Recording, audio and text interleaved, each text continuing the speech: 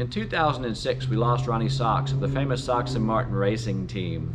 It was a shock to the Mopar world, and we all realized at that moment that we were not going to have our heroes around forever. Soon wrote an editorial in Mopar Collector's Guide referencing how we needed to do a Hall of Fame for the Mopar heroes that we grew up with, to preserve Mopar history for the future generations. As the years went by, I ran into a good friend of mine, Jim Kramer, at a show, and he asked me when I was going to do a Mopar Hall of Fame. I must have looked at him with a yeah right look in my eyes. He proceeded to say, "If you don't do it, no one else will." In my heart of hearts, I knew he was right, so in 2011 I began lining up sponsors and critical people to help me pull something together that the entire Mopar community could be proud of. What we ended up with was a number of Hall of Fame induction dinners that were held Saturday night of each Chrysler's at Carlisle event from 2012 until 2018. The Mopar Hall of Fame will go forward each preceding year in the pages of Mopar Collector's Guide magazine. This is one of those recordings made on one of those incredible nights at the Mopar Hall of Fame at Chrysler's at Carlisle.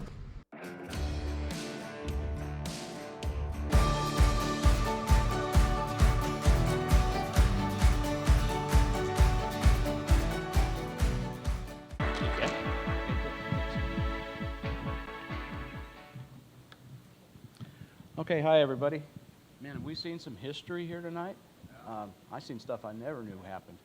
And I worked a hot rod for 17 years. I'm going to tell you a little bit about the Summers brothers tonight. Oh, this one's not on? You gotta hold it up at your face. There it is, okay. Better? Okay. I'm going to tell you a little bit about the Summers brothers. We'll flip the script here. We've seen rally racing, drag racing, and a lot of... That close, huh? That's it. All righty, we'll do it. Summers brothers. Let's get right into it here.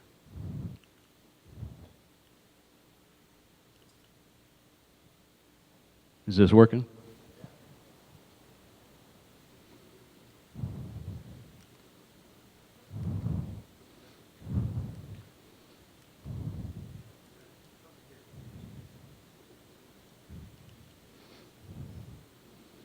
Seems not to be advancing. There we go.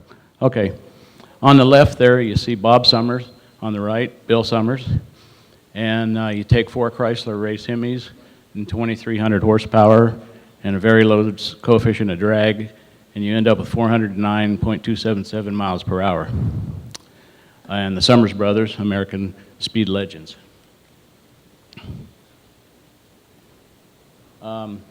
That's from the cover of the new book about the Summers brothers and the Goldenrod. And again, 409 miles per hour back in 1965.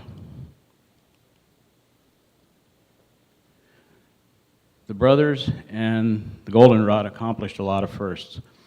First 400 mile an hour wheel-driven record set at Bonneville. First 400 mile an hour record with automotive engine power. First 400 mile an hour record with a multi-engine car. First 400 mile an hour record with an unsupercharged car. And the first 425 mile an hour wheel-driven run at Bonneville. And still the longest standing record in land speed racing history.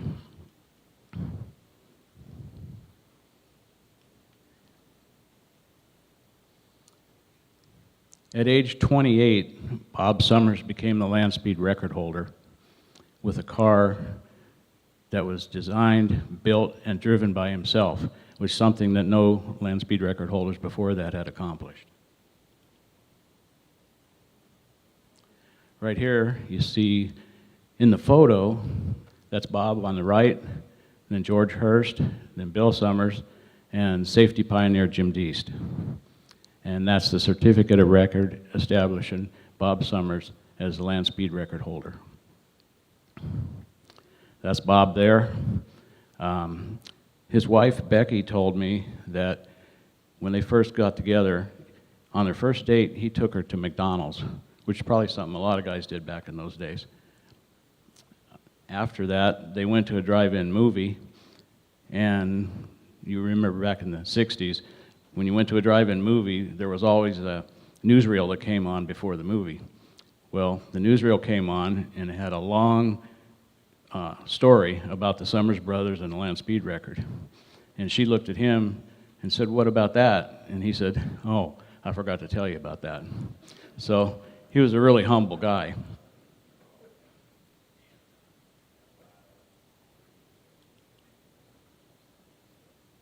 So they started out in the 50s and grew up in the Southern California car culture.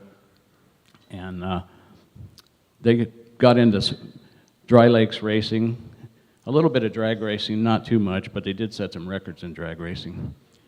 But their focus was on Bonneville and roadsters. And so this is one of their early roadsters, Hemi-powered roadster. Everything they raced was a Hemi. And this right here, they were 22 years old racing this car in the late 50s. And car ran 178 miles an hour the first year. The next year, Bob took over driving. It ran over 200, got up to 240, flipped it at 225, went back to the hangar, completely rebuilt the car overnight, came back out the next day and set a new record at 225 miles an hour. And you guys know what that's all about. It's the thrash and triumphing over the adversity.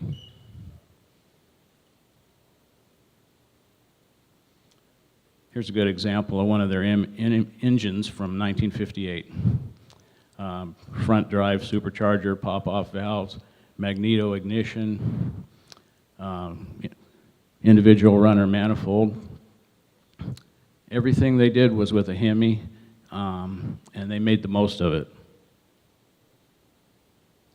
In 1960, they were a little dissatisfied with the speeds of the roadsters in the mid-250s, so they stepped it up a little bit. This was called the Polywog, another Hemi-powered car, supercharged Hemi, front-wheel drive, and tandem rear wheels. And it ran over 300 miles an hour right out of the box and ultimately set records as high as 322 miles an hour. So that finally led to the Goldenrod, which, as you know, was a land speed record holder. The birthplace of that car was in a fruit stand in Ontario on Mission Boulevard, a little shack, basically. And Bob and his friend Jim Crosby, who was the crew chief, spent every night, 7 days a week, working at night. They preferred to do that because of the many people stop by and want to see what you're doing, talk all day, and so they slept. They weren't there during the day, and they worked at night. On the left there, you see one of the Chrysler engines that was shipped to them. It's been said there was only 4, but they received 6 of these engines that were pre-tested and built by the Chrysler Engine Lab. They were the drag racing version. Whoops. They were the drag racing version, and Chrysler developed the special manifold that was required. It could not be higher than the top of the valve covers because the car was only 28 inches tall.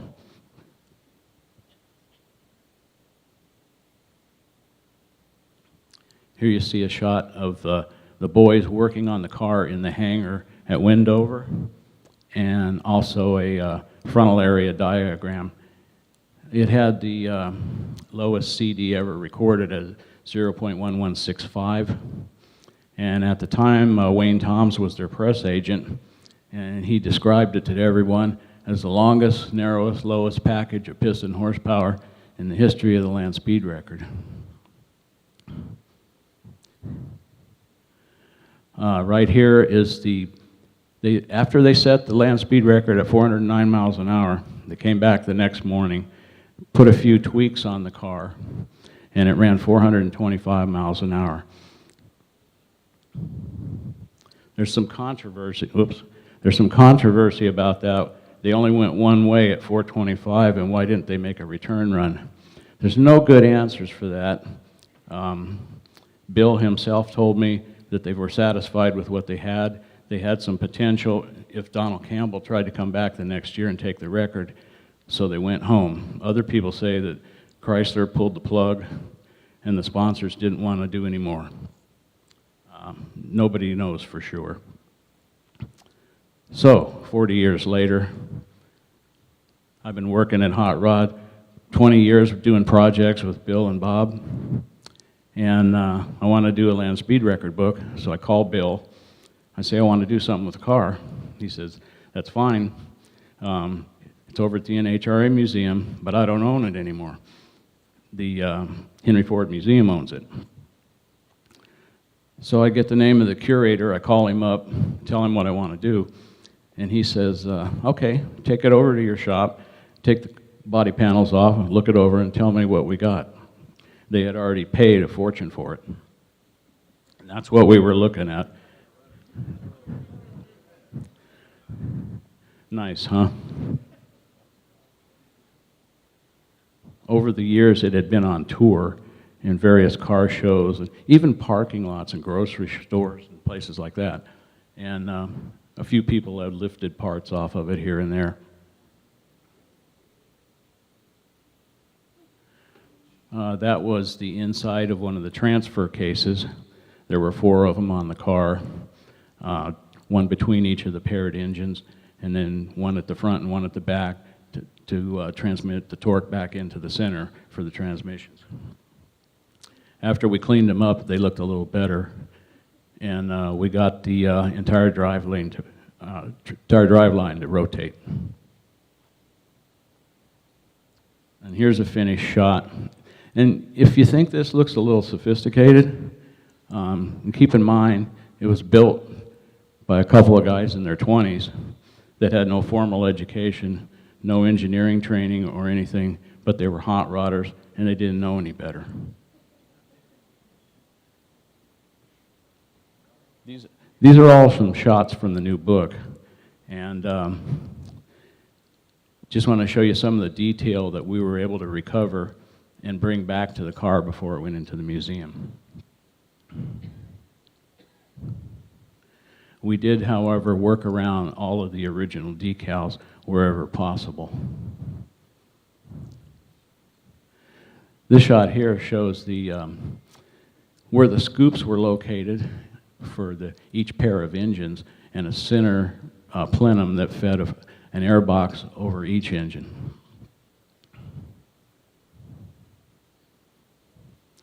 And this is the car in the museum. I'm sure probably a lot of you have already seen it.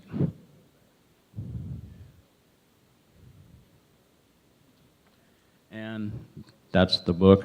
There's one at the back table over there if anybody wants to thumb through it. And I guess one final thought about the Summers brothers. They were pretty humble guys. Bob was deadly serious most of the time, and Bill was like a prankster, and so you never knew what he was going to do. But the thing about it is that the passion they had for what they did, they loved racing and they loved Hemi engines. I guess one final thought about that is that, like you guys today, many of your houses are probably the ones that the lights are still on in the garage at 3 a.m. and the neighbors are still wondering what you're doing in there. And it's the passion that these guys had that keeps you doing the same thing even today. And I guess amen to that, because that's what breeds extraordinary vehicles and extraordinary people like the Summers brothers. So thanks for listening, and take a look at the book back there if you're interested.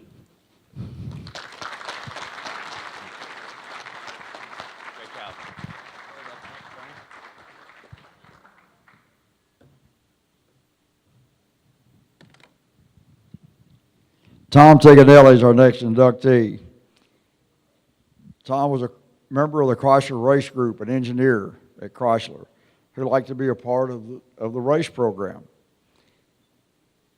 He was a part of the best group of engineers that there were in the country at that time. That's my opinion, but that's the way I felt about it, because I got the pleasure of working with a lot of them. But Tom liked to get out and race and did a great job with it, So Tom, you want to come up here and tell us more about your race career?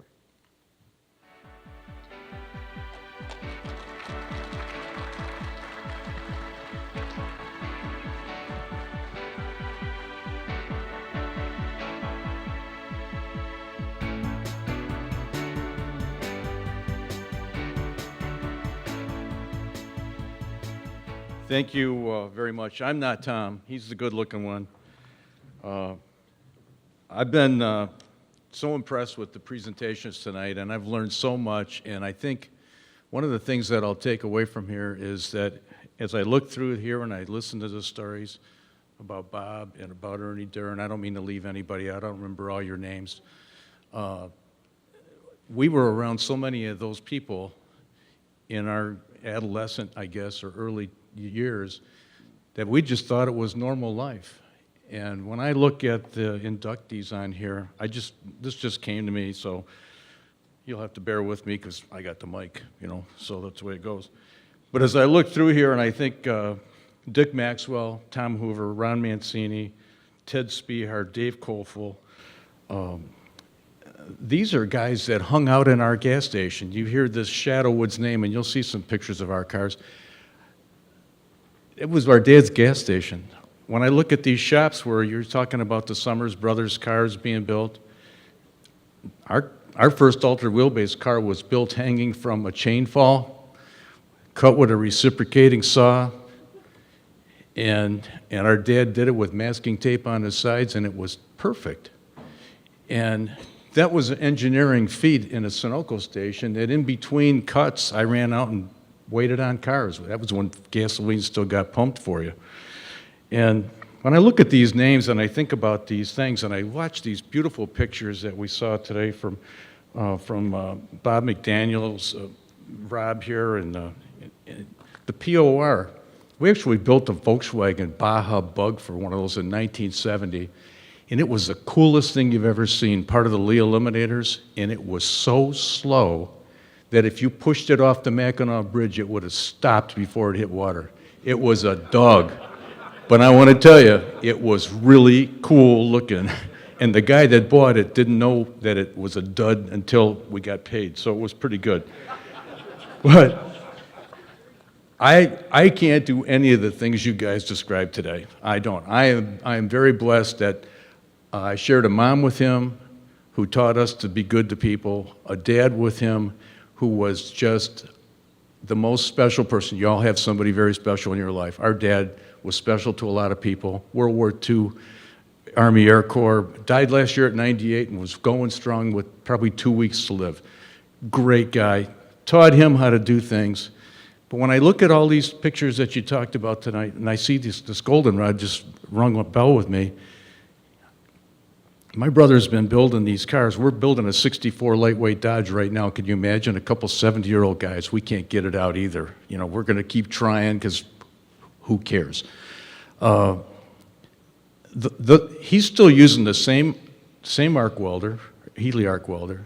I don't even know what that thing is, but it's a big blue box. I just watch. That's all I do. The same brake, the same bandsaw, the same lathe. He makes things, he makes bolts on this lathe. I mean, he does things on this. There's no computers. It's one of these turn the dials. And what do? Sweep the shit up. That's all I do. I don't have nothing to do with it. Can you say shit here? I'm not sure, but let me apologize. I guess that's not in advance. But very fortunate to have been around him and all the people that you see, the Woodward Garage. But I am going to jump ahead a little bit, and I want to stop by thanking Rob. You make a dream come true for me, and I know for him, whether he says so or not. Tim, Lisa, these people, and I'm sure all of you are involved, but really made the last 2 or 3 weeks the transition of this, because this came as a complete surprise to us, because he wasn't part of that inner circle that anybody knew, because he didn't want anybody to know. And our Chrysler, statute of limitations is gone by now, right, Herb? Or go like this. Our Chrysler sponsorship was the fact that I drove to that big red building on 8 Mile in Sherwood and people threw shit in the back of my old pickup truck. I didn't know what was in there. I still don't know what was in there. I could swear to it in front of a judge, but I know our cars were really fast. But I want to jump ahead for a second here, because these are all cool. These are great stuff. This is what floored me tonight. This car here, you see it says Woodward Garage in the left quarter panel there. This is the car, Chrysler Imperial front tires, by the way. This is the car that did the testing from Detroit to the West Coast, so that so many of the people in here, as well as Mr. Four-Speed here, had the right information. The Delandys, the Sox and Martin cars, all that information was delved out of this car with Tom Hoover and Dick Maxwell and Al Adams. I was a 16-year-old kid standing there. I didn't know any more then than I know now. I just hung out on the side and got to drink free Coke. But this is the car, and what probably none of you know, maybe not even Herb himself, that's my brother driving that car. And he's the one that was putting the camshafts in all day long, and he was the one that was changing the carburetor parts. I don't know what they do in there. He was the one changing the gear ratios. He was doing them on the car and then driving it. And that's him in this car. And I didn't see that car till tonight. So I just had to tell you that this is the world that we grew up in, and it was so cool, but it was just what we did. It was just normal. We worked in the gas station and we went to the racetrack. And that's why I feel so blessed to have shared parents with him and to have been blessed with a brother that I love dearly. Don't pretend I didn't say that. But let me take you back through this real quickly. This is the car. Now, many of you, this car was at the Concours d'Elegance last year, and I give a great deal of credit to Clark Rand, who spent countless amounts of money and time rebuilding this car. You'll see it later. But that's Tom, and that's the car I mentioned to you earlier. That was an all-white 65 Plymouth, showed up at the shop. Our dad got the car, and they wanted the wheels as far forward in the back and as far forward in the front. We didn't know what everybody else was doing. It was really one of the first altered wheelbase cars. For you youngsters in place, this is why they called it Funny Car. And that's my brother Tom, and we still got the front bumper, actually. Oops, wrong way, there you go. This car was so cool, but you look at the wheelbase on it, it's Shadow Woods Auto Center, very cool name. It's going to be on our 64 Dodge by the end of the week. And you know where that fancy name came from? Our dad's Sunoco station was on the corner of Gratiot Avenue and Shadow Woods Drive. Nothing more important than that. It's the most famous part of Shadow Woods right there. You see the front end that's on there. That's when they started coming out thinking about the Daytona front ends. Well, we were going to run this car. Tom was going to run this car in experimental stock and ultimately an altered. And our dad made that front end out of fiberglass, and he did it with pieces of plywood and pieces of cardboard and laying fiberglass out and put it together, and the car went about 5 miles an hour faster, and we thought we were the hottest thing on ice. Oops, there you go. This is the car. This is the Georgian Inn Hotel, believe it or not. Doesn't look the same anymore. That's right next to the gas station. This was a magazine, Alex Wallerty, I think, probably took these pictures. And this is Tommy in there. This is the car in action. This was a really cool car, and it still looks so good today. This is a picture, that's our dad in the back of an International Travelall up there, a 3-speed on a tree V8 original styled Suburban made by International. And it had a heater that blew only on the passenger's feet, and he never let me sit on that side of the front. But this is just us hanging around. You can see by the grounded stuff. This is primitive days of drag racing in our car. But that car won the championships 2 years in a row in '66 and '67. Again, we just thought we won. We didn't know it was a big deal at the time. You already heard this story, which I think is pretty cool. This is kind of cool. In 1968, he bought this Charger body. But I got to tell you how the funny car thing started, because I look in here and I see Don Prudhomme and Tom McEwen, and I see some others. How we got that chassis was our shop was about a quarter of a mile from Logie Stamping. Logie Stamping made all the funny car chassis in 67, 8, 9, 70. And our dad painted them with that 2-part boat paint. And we could always tell what color he was painting, because his respirator that he used in the booth was a gas station rag soaked in water, masking tape to his face, with a window fan and furnace filters for the doorway to keep the dust down. And he painted, after he painted 10 chassis, Tom got this one. And that's how the funny car thing started. And the 63 lightweight car that we raced, the 64 lightweight car that we raced, became the funny car. And this Charger body, who was this guy? He's out of Chicago, wasn't it? Romeo Palomides was the previous owner of that body. But in 1969, May, National Trail Raceway, I was waiting on the finish line. Tommy was driving, and the parachute didn't open properly. He ended up going off the end of the track, knocking the front end off. Ironically, the front grille on that car said, UFOs are for real, the Air Force is a farce. And that was because at that time, somebody was saying swamp gas was what everybody saw. So we had that. I still got the front of that car. That was all that was left. When that got knocked off, our dad put a Daytona front end on it. This is not a real Daytona. It's a fiberglass one that he manufactured because that's the kind of dude he was. And that was all painted by our dad. And that was a beautiful car. And the reason it had all those colors was that's all the colors that he had on the shelf. Oops, sorry. There is a better shot of it.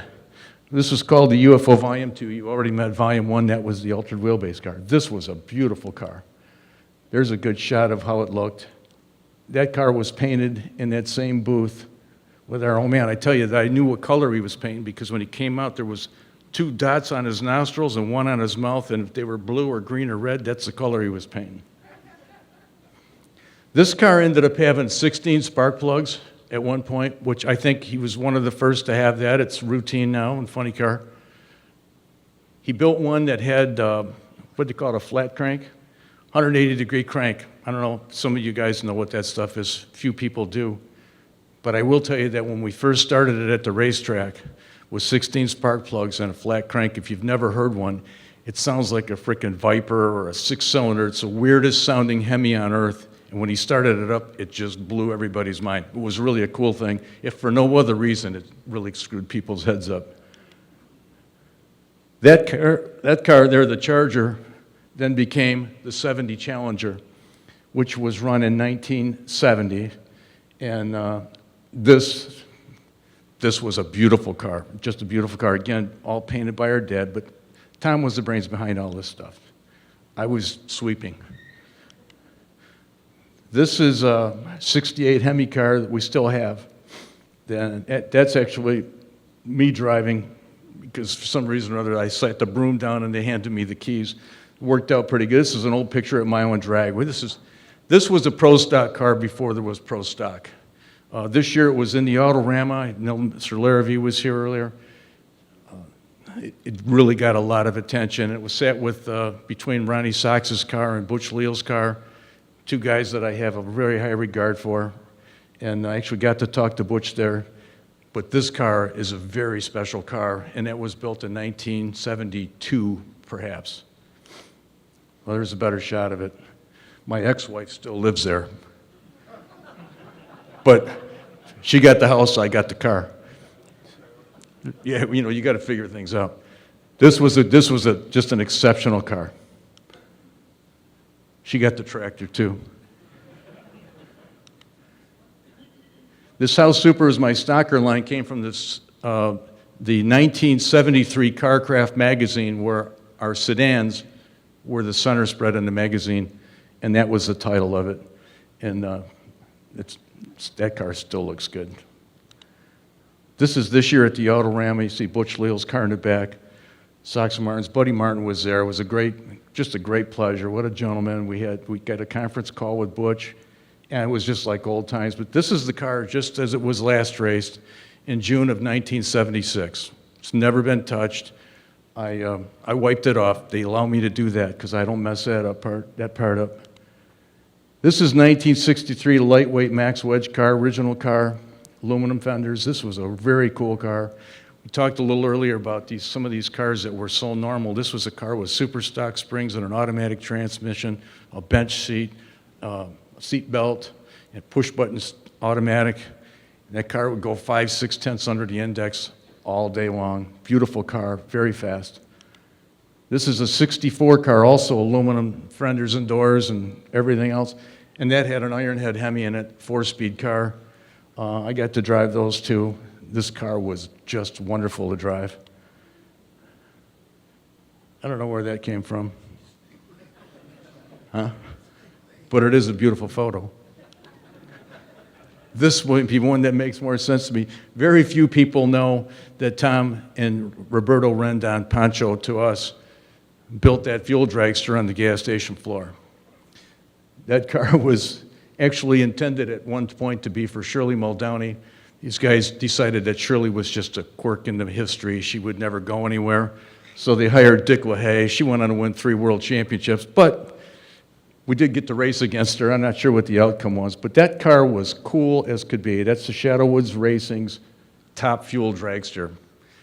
Built those skirts from the front. I mean, the car was like everything he does. It was perfect. There's a better shot of it. That was a cool car. Still exists. I think his daughter has it now. Is that what I heard? Somebody in the family has it, and they're looking for pictures of what it looked like. And it ran at the Winter Nationals in 1975. Got to the semis. Didn't do much after that, but still looking good tonight. This is the original Alder wheelbase car that you saw earlier last year at the Concours d'Elegance at the Inns of St. John in Michigan. I think that's actually Plymouth or Novi. Happy to say that it came in second place, and I have to tell you that we had heard that Clark and Adam Engelhart were building this car, bringing it back to life, and in my wildest dreams, it could never have been better than this. I mean, to me, it was, like I said, this is him, and he sits here because he doesn't like to talk about, but like so many of the people you've talked about tonight, the guys that had most of the skills out there are the guys that you heard the least from, and you're still going to hear less from him. But this car here was just awesome. But I told him, there's no more honor that you could have that a guy would find a car that's been gone out of your life for 40 years and bring it back and still put your name on the door. I mean, he could have done anything with this car and we would have still been thrilled, but just no way of doing that. This is that snout that snout's okay to say, right? This is this snout that our dad built. Like I said, sitting on sawhorses, cardboard, plywood, balsa wood, whatever. And it still exists. This is last June or July. Might recognize that guy. You don't have to recognize that guy. I don't have my broom. This is at the Autorama a year ago, right? Well, this is Chicago last November. This is a nice shot. And this is one. I actually tonight heard stories about this engine, and I don't know that anybody for 30 years knew about this engine or what really happened here, because we weren't ever supposed to tell, but the statute of limitations is over, and I don't give a shit. That's the way it goes. Can't say shit? Roll back the tape. This, in 1937 or 38, Chrysler, the United States was concerned about Great Britain falling. We got our engines from Merlin and Rolls-Royce. If they fell, we would have no engines for our fighter planes, and if we got involved in the war, which we weren't at that time, there was going to be big trouble. So they put the word out, hey, we need somebody to build an engine. This is the engine they built. Made 3,000 horsepower in the dyno, but it wouldn't go 490 mile an hour in a plane, a P-47 Thunderbolt. Did fly a couple times. Disappeared for 50, 60 years. Was found in Ohio. Brought back up here to Jack Roush's place. They ran into a problem with it. Jack and Tom go back a ways. The engine got shipped over to his shop in Clinton Township. They left it on the ground. He had to flip it over with the flatbed of his wrecker to get it upright. He built his own engine stand for it. This is what the motor looks like. That's actually part of the plane. But this is what it looked like when it left. And what I think is cool about it is that most people don't know Chrysler ever was part of the looking at airplane engines or fighter planes. To take this thing apart, him and my dad sat there, our dad, sat on the ground. He made his own sockets for the nuts over. How many corners on that thing? 42 points. Made his own sockets, made them for a 1-inch drive impact wrench, and how would they ended up getting it apart? We had a couple 300-pound guys on a homemade breaker bar, couldn't get anything loose. One of our friends is one of those highway truck tire guys, you know, that fixes semi-truck tires.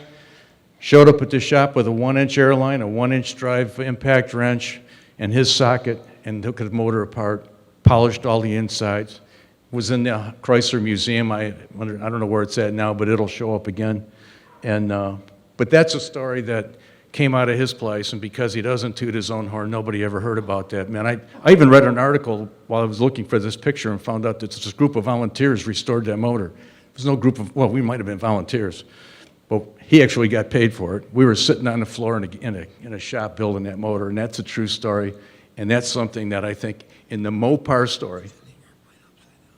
Oh yeah, I got to tell you that when it's actually in the airplane being flown, the engine is put in upside down. I don't know what all that means, but you know right side up, you know upside down, that's how it looks. It's 2 engines put together and 3,000 horsepower. But the really cool part about it is it came out of his shop. It took a lot of work, took about a year. And I don't think, as we heard all these things about Chrysler and Mopar tonight, this is a part of Mopar history too. We heard about rallies, and we heard about land speed records, and we heard about oval track and drag racing, and all great stuff. We're Chrysler guys. But don't forget, Mopar was may have been a part of World War II. Except it wasn't fast enough, which is probably good that they didn't use it, because we'd have been in trouble. That's all I have for you. I'm very proud of him, very proud of our family, and I can't tell you how thrilled I am to be a part of this tonight, even if it is like I've always been, just pushing the broom. I'm happy to be here, and thank you all. It's been a real honor to be here.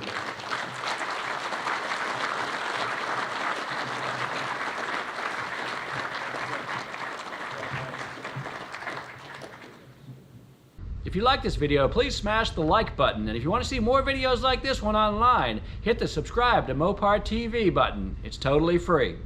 Also, if you'd like to support the Mopar Hall of Fame and vote for future inductees, go to MoparCollectorsGuide.com and subscribe to the only Mopar magazine that matters.